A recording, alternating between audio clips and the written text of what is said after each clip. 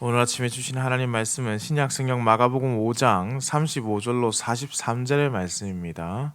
신약 성경 마가복음 5장 35절로 43절의 말씀입니다.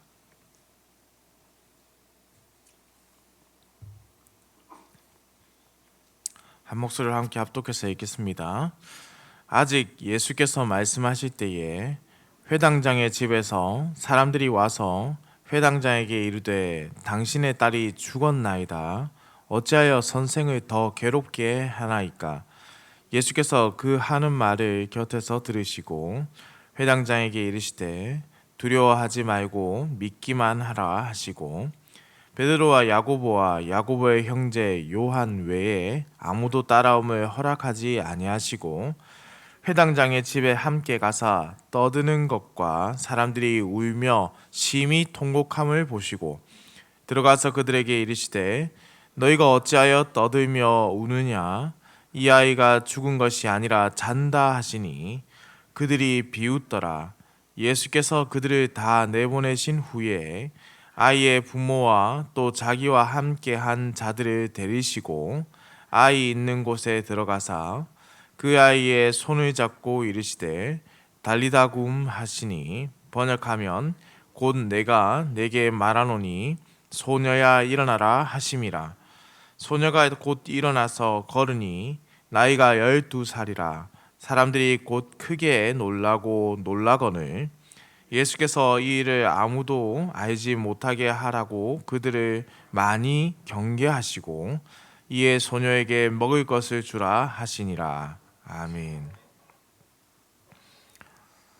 어제 새벽 본문 말씀에서 이 야이로의 딸을 향하여 가시던 예수님께서 12해 동안 혈루증을 앓던 여인을 고치시는 이야기가 있었고 우리가 그것을 잘 살펴보았습니다. 그리고 오늘 본문의 내용은 잠시 중단되었던 이 야이로의 딸 치유의 이야기가 재개되는 것이죠.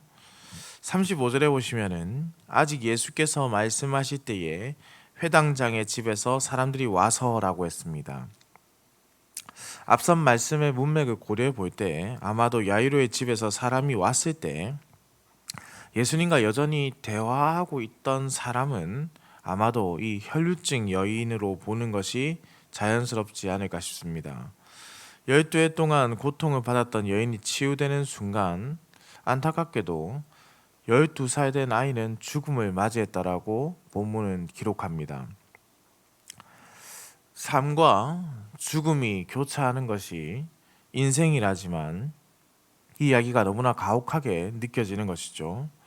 그러나 우리 주님께서는 이 죽음의 소식을 생명의 소식으로 바꾸시는 분인 줄 우리가 믿습니다. 어제 본문에서 두려워 떨던 여인에게 내 믿음이 너를 구원하였으니 평안히 가라 하셨던 우리 주님께서 오늘 본문에 보시면 36절에 야이로에게 두려워하지 말고 믿기만 하라라고 명하셨습니다. 회당장 야이로는 예수님과 함께 하고 있었기 때문에 여인이 치유되는 것을 보고 또한 들었을 것입니다.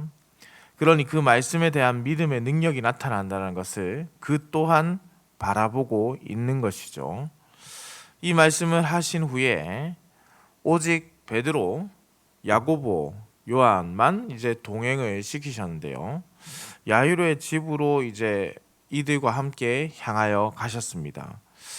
그리고 이들은요, 변화산에서 예수님의 변화를 보도록 허락받았던 사람들이고 겟세마네에서 예수님 곁에서 기도하도록 요청을 받은 인물이기도 합니다.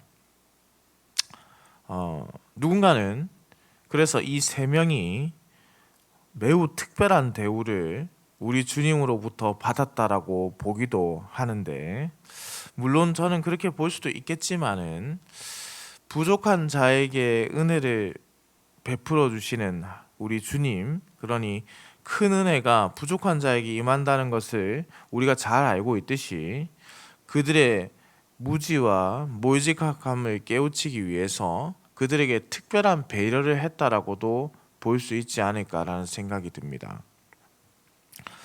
집에 도착한 예수님께서 이렇게 말씀을 하시지요. 39절의 말씀입니다.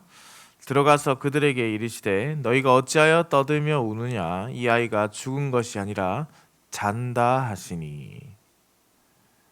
우리 예수님께서 죽은 자를 향하여서 잔다고 말씀하셨습니다.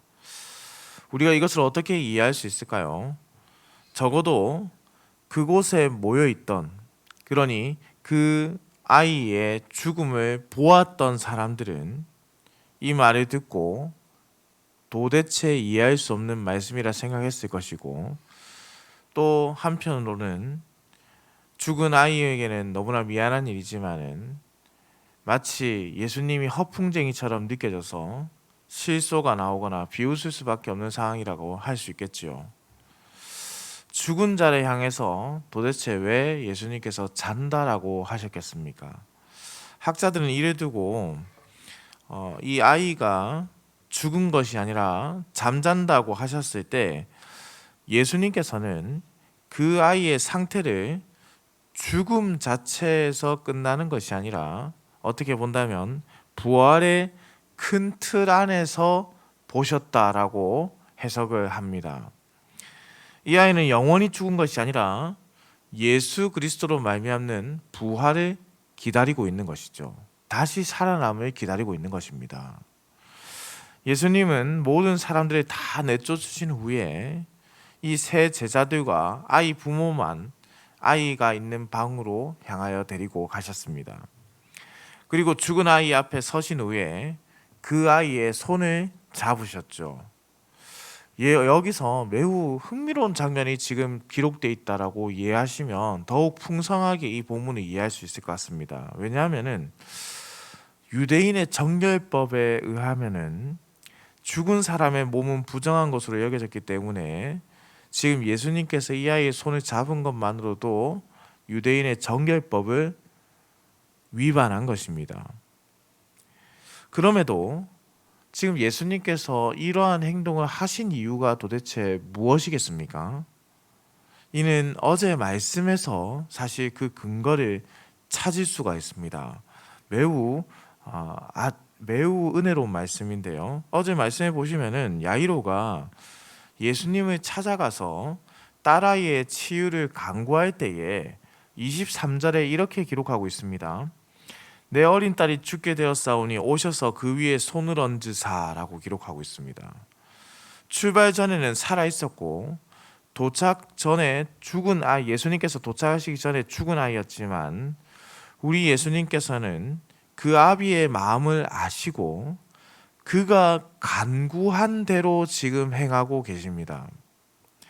정결법이 아니라 간절한 자의 마음을 긍휼히 여기시는 예수님의 모습이 지금 강조되어 나타나는 것이죠. 내 어린 딸이 죽게 되었습니다, 주님.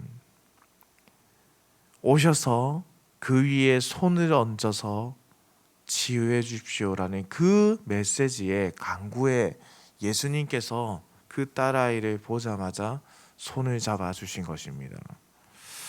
이미 임하신 하나님 나라, 하나님의 통치 가운데 악의 세력은 무너질 수밖에 없고 무너졌고 귀신들은 쫓겨가게 되는 것이죠.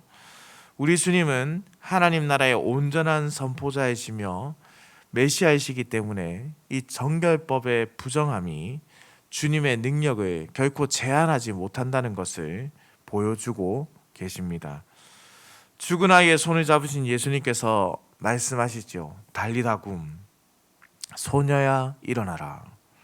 그리고 이 이적은 즉각적으로 일어나게 됩니다. 아이는 일어났을 뿐만 아니라 걸어 다니기까지 합니다. 그리고 그 아이에게 우리 주님은 먹을 것을 주라라고 명하셨죠.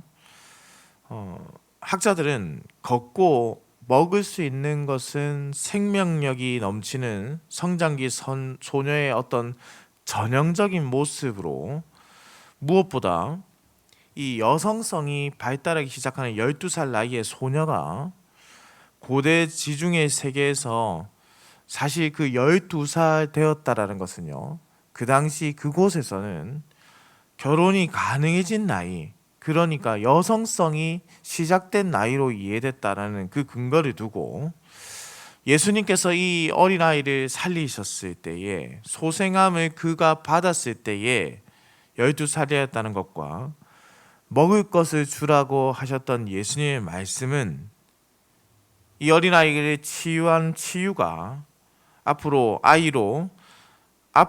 여성으로 살아갈 수 있는 길을 열어주셨다. 이 어린아이가 이제 여성으로서의 삶을 살도록 예수님께서 길을 열어주셨다라고 해석을 합니다.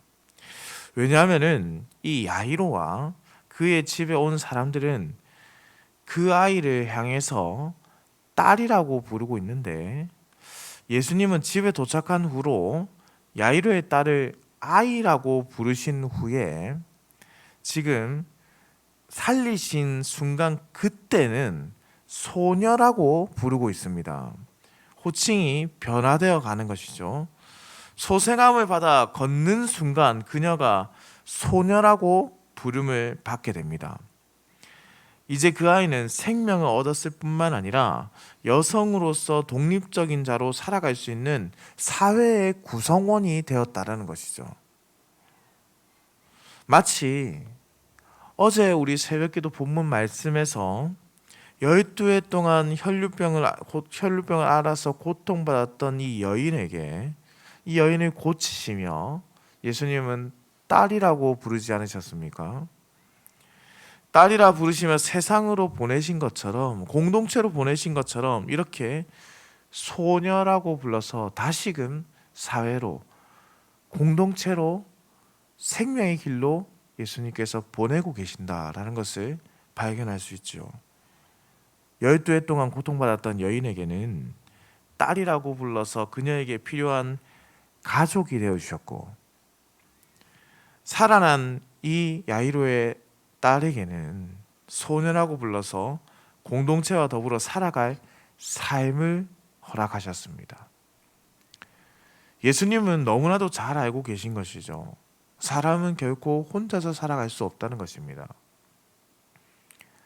앞으로 살아갈 삶이 공동체에서 서로에게 위로가 되고 더불어서 힘이 되고 더불어 함께 살아가야 한다는 것을 알고 계셨기 때문에 격리되어 오랜 시간 동안 12해 동안 아픔을 겪었던 여인에게 가족으로서 공동체의 삶을 허락하신 것이고, 다시 살아난 야이로의 딸, 그녀 또한 죽은 몸이었기 때문에 부정한 몸이라 생각한 사람들에게 살아난 이 아이를 소녀라고 부르시며 앞으로의 삶이 지속된다라는 것을 알려주신 것입니다.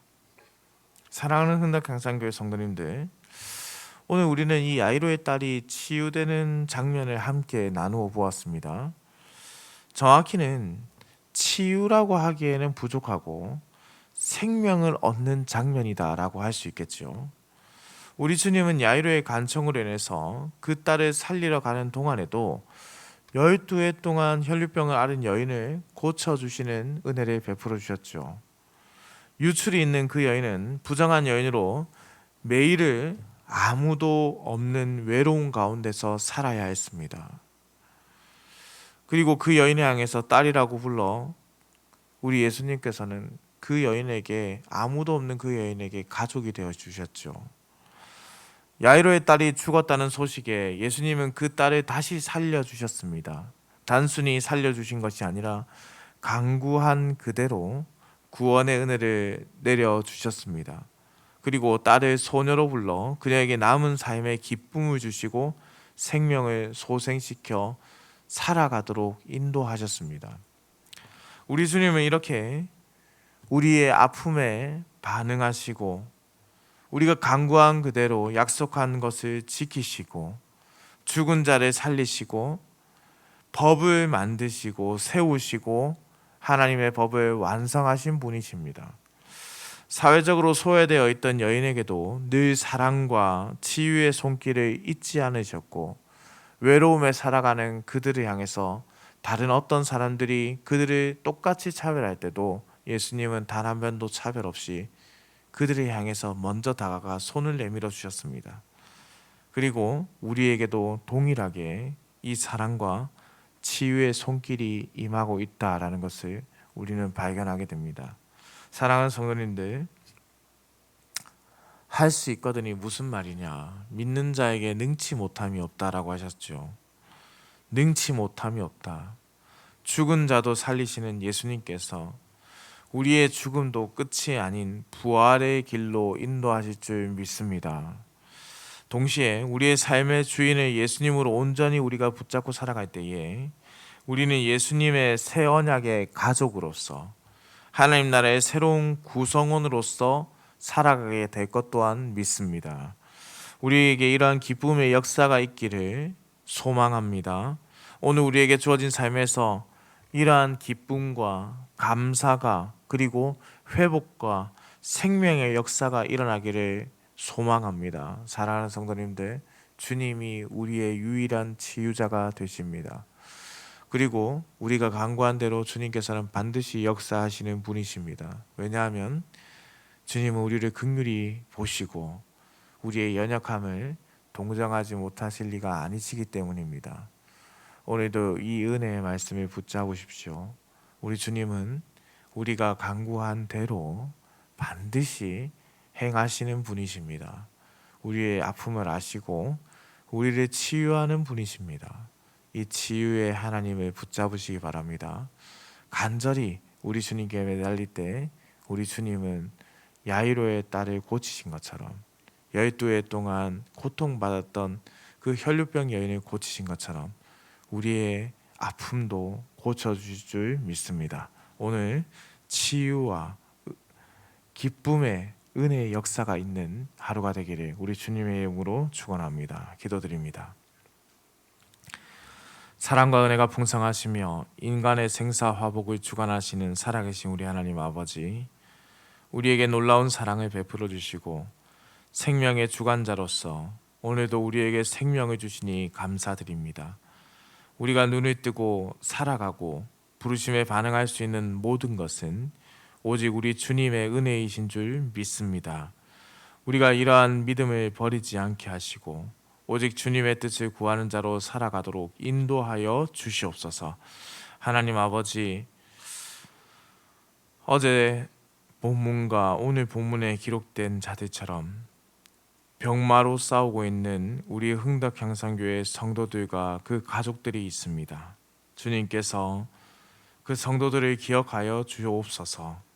고통 중에도 주를 원망하지 않게 하시고 주의 뜻을 구하며 하나님의 도우심을 구하며 회복의 빛을 비추어 줄 것을 간절히 소망하고 주의 치유의 손을 바라게 하시고 그 바라는 기도의 제목을 결코 외면치 마시고 주여 치유하여 주시고 고쳐 주시옵소서. 그리하여서 그들의 삶 가운데 우리 주님을 향한 찬양의 소리가 계속해서 울려 퍼질 수 있도록 우리 교회가 주님으로 인해 치유받고 고침을 받고 새 생명을 얻고 새로운 공동체로서 하나 되어 세워질 수 있는 교회가 되게 하여 주옵소서. 오늘도 운전하는 모든 성도들의 운전대를 붙잡으시고 들어가거나 나가거나 복을 누리는 하루가 되게 하여 주시옵소서. 감사를 드립니다. 살아계신 우리 주 예수 그리스도의 이름으로 기도드립니다. 아멘.